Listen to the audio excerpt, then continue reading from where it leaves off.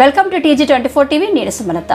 జనగామ జిల్లా జాఫర్గఢ్ మండలం కోనాయిచెలం గ్రామ శివార్లో ఉన్న సర్వే నంబర్లో 26 ఎకరాలు 22 గుంటల భూమి గతంలో బీఆర్ఎస్ పార్టీ నాయకులు కొందరు ఆక్రమించడం జరిగింది. దానిపైన సిపిఐ పార్టీ మేము పోరాడి దీనిలో ఎర్ర జెండాలు పాతి ఇళ్ల స్థలాలు లేని నిరుపేదలకు గుడిసెలు వేపించే కార్యక్రమం చేశామన్నారు.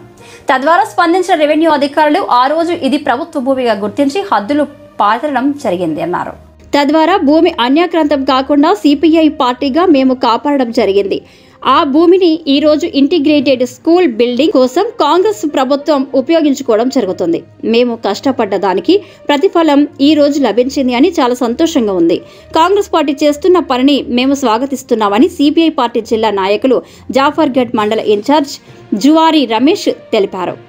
ఈ కార్యక్రమంలో రైతు సంఘం మండల అధ్యక్షుడు ఎండి యాకూబ్ పాషా, పెండ్యాల సమ్మయ్య, సిపిఐ మాజీ మండల కార్యదర్శి ఎండి జాఫర్, సిపిఐ మండల సహాయ కార్యదర్శి రడపాక సత్తయ్య, నాయకులు బదావత్ రథాన్, జువారి నాగరాజు తదితరులు పాల్గొన్నారు. భారత కమ్యూనిస్టు పార్టీ సిపిఐ ఆధ్వర్యంలో జాఫర్గఢ మండలం కోనాచలం శివార్లో ఉన్నటువంటి 161 C/2 సర్వే నెంబర్లో 26 ఎకరాల 22 గుంటల ప్రభుత్వ భూమిని 2015-16 సంవత్సరంలో భారత కమ్యూనిస్టు పార్టీ సిపిఐ ఆధ్వర్యంలో ఎర్ర జెండాలు పాతి భూ పోరాటం చేసి ఆ గుడిసెలు వేయించడం అనేది జరిగింది. ఆనాటి నుండి నేటి వరకు భూమి కోసం ఈరోజు పేదల కోసం గుడిసెలు వేయించినాం. గుడిసెలు వేసిన తదన రెవెన్యూ డిపార్ట్మెంట్ వాళ్ళు వచ్చి ఈరోజు ఆ గుడిసెలను కూడా డిస్మెంటల్ చేయడం జరిగింది. కానీ గత ప్రభుత్వ పాలనలో పేదలకు కానీ ఏ రకంగా ఆసరా కల్పించిన పరిస్థితి లేదు.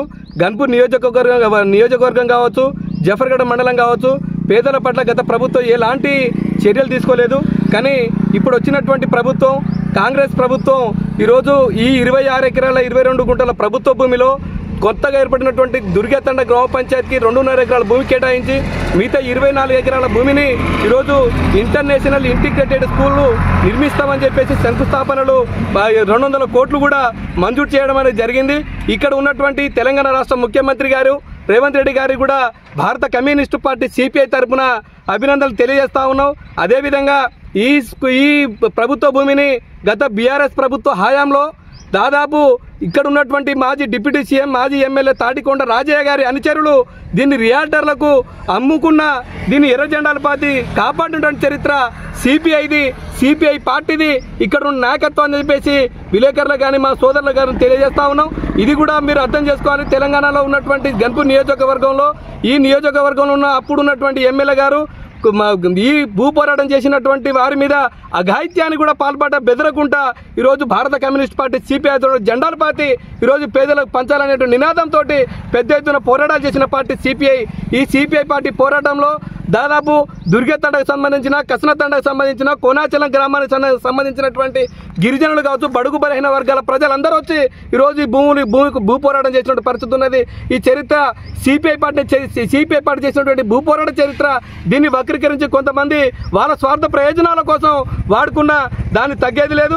ఏది ఉన్నా కూడా రాష్ట్ర ప్రభుత్వం తీసుకున్న నిర్ణయం చాలా మంచి నిర్ణయం అని చెప్పేసి సిపిఐ పార్టీగా మేము కోరుతా ఉన్నాం. ఎవరైతే ఏం చేసినా ఈ ప్రభుత్వం తీసుకున్న నిర్ణయానికి అనుగుణంగానే ఇక్కడ ఇంటర్నేషనల్ ఇంటిగ్రేటెడ్ స్కూల్ త్వరితగతిన మంజూరు అయింది. త్వరితగతిన పనులు ప్రారంభించాలి. వచ్చే విద్యా సంవత్సరం నాటికి స్కూల్ ప్రారంభించాలని చెప్పేసి సిపిఐ పార్టీగా మేము ఈ ప్రభుత్వాన్ని కోరుతా ఉన్నాం. सब्सक्राइब చేసుకోండి TG24. Subscribe TG24 TV. Subscribe कीजिए TG24 TV और एंजॉय कीजिए.